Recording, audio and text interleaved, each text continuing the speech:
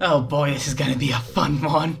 To summarise what MoltenMCI is, it's the theory that all of the MCI kids are in the fun times, specifically Ballora, Funtime Freddy, and Funtime Foxy. Once they become Molten Freddy, they go to the Fnaf 6 fire and then all burn, which is why this gravestone cutscene's here in Fnaf 6. It begins and ends in Fnaf 6. Now, how the kids ended up in the fun times is really funky because there isn't a real answer.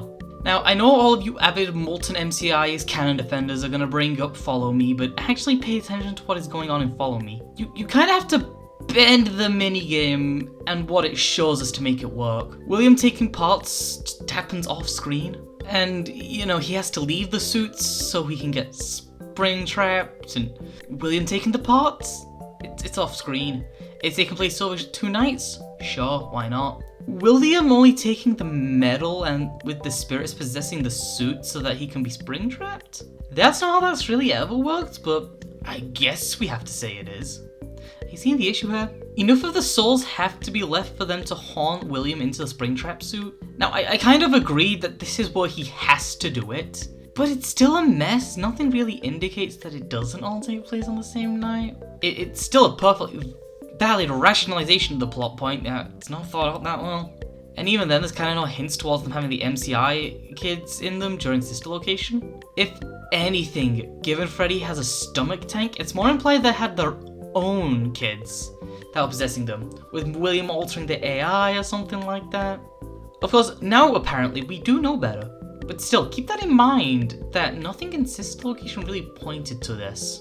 And something else to consider as well is that in FNAF 3, in the good ending, we see the masks being unlit and the end being displayed on screen, showing the kids were freed. Again, we see that Scott tried to have the MCI move on, while also using that FNAF 3 imagery to tell us who 4 of the 5 MCI kids are, because, masks line up with the graves and all. And the DCI is still forgotten, as it will always be. And I bring all this up to say the fun times were probably not originally meant to have the MCI, but I admit now they probably do. Things like Henry's speech, a little up to interpretation, probably does mean that MoltenMCI is right.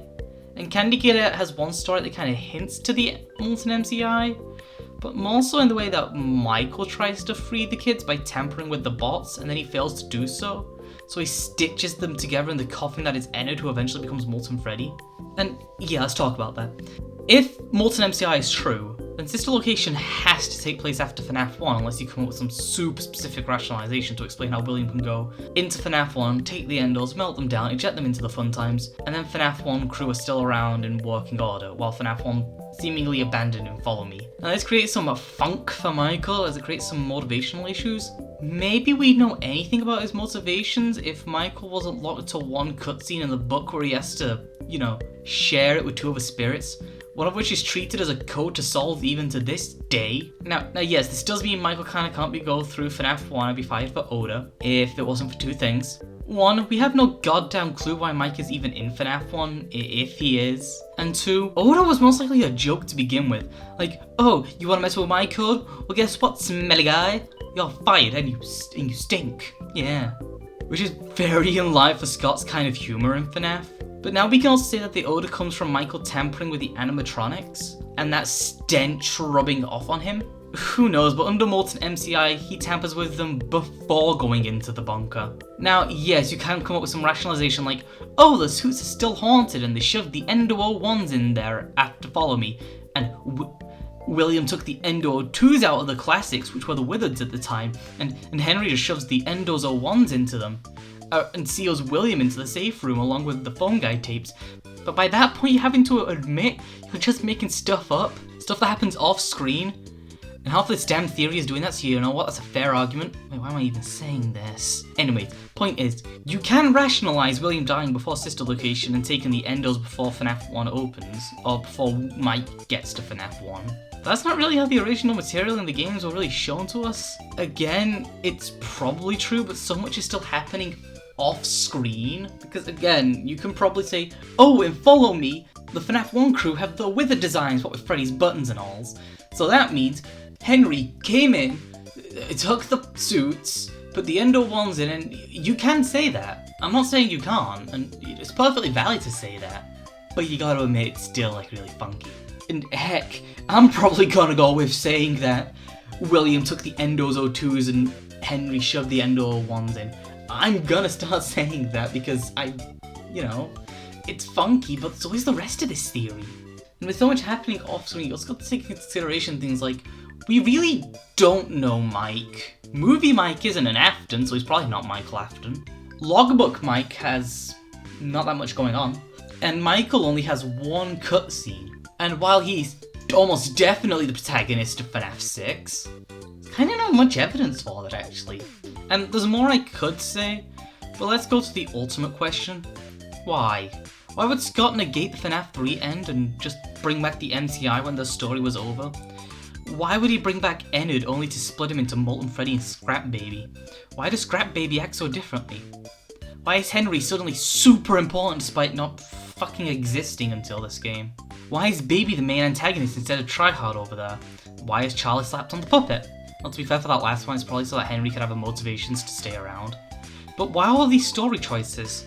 Let me introduce you to the other thing Scott was writing when making Pizza Sim. The Fourth Closet. Look, there's a lot you can say on this book, but it really does parallel Pizza Sim in too many ways for it to be a coincidence. A sudden boost of importance to Henry, Baby becoming the main antagonist while William takes a partial backseat, the fun times getting the MCI spirits kinda, and so on. Do I think this was intentional? I mean, partially. See, I'm something of a hobbyist writer myself, and I do like to work on multiple projects at once, like my Gwen 10 fanfic and Tales from Midtown. And I totally understand borrowing elements from one project, because you're naturally thinking about it at the time, and so it becomes easy to implement them. So while it may not have started out as an intentional, it's something that he seemed to lean into on making both Pizza Sim and The Fourth Closet. Although, while we're here, I want to quickly clear something up. When the Ultimate Guide says to look to The Fourth Closet for Molten Freddy, or whatever the hell it says, The Fourth Closet has Funtime Foxy / Mangle, and Funtime Freddy. And both of them get a small amount of remnant injected into them, while the actual souls are mostly locked to this fucking thing. Though the graphic novel doesn't make a change to its design, so saying the Fourth Closet proves the MoltenMCI is a little wonky because it's only 2 of the 3 front times, and the majority of souls are somewhere else. Who knows, maybe William only took parts of the Endos when he took them off screen, leaving the majority of them behind in the Fnaf 1 place. And that's how they get freed in Fnaf 3, with just in Happiest Day, with only small parts of them powering the fun times and possessing them. And look, MoltenMCI, even MoltenMCI Alter S, which is the one I believe, just because it gives an excuse for Golden Freddy doing Golden Freddy shit. MoltenMCI is a theory that it frustrates me in a lot of ways because I can see the parts for it being there. I can see it's probably canon, but I can't help but see all these other issues that pop up because of how unplanned it was. Just like with Baby's personality redesign, there are so many ways you could try and rationalize it, but I think our real world answer is just that Scott was working on Fourth Closet at the same time as making Pizza Sim, so he put ideas from each into each other. And that's fine from a storytelling perspective. And we have enough to work with to where we can make this funky story decision actually make sense. You know, we can write around things like Follow Me because of how vague it was. Even if it clearly wasn't the original intention for it to take place over multiple nights, we can say that it can because nothing really contradicts it. And while I don't exactly like that kind of stuff when it comes to theory crafting, sometimes with this series it's just what you gotta do. Like say Tales having the Pizzaplex in 2023. Yeah, this game says 2023, and that is really weird. And it's probably a case of just Tales being Tales, but it's still something we have to acknowledge, no matter how weird it is. Probably get into that timeline debate at a different point because there was somebody pointed out, oh, Fnaf 3 could just be in 2015. But then why use 223 for Henry?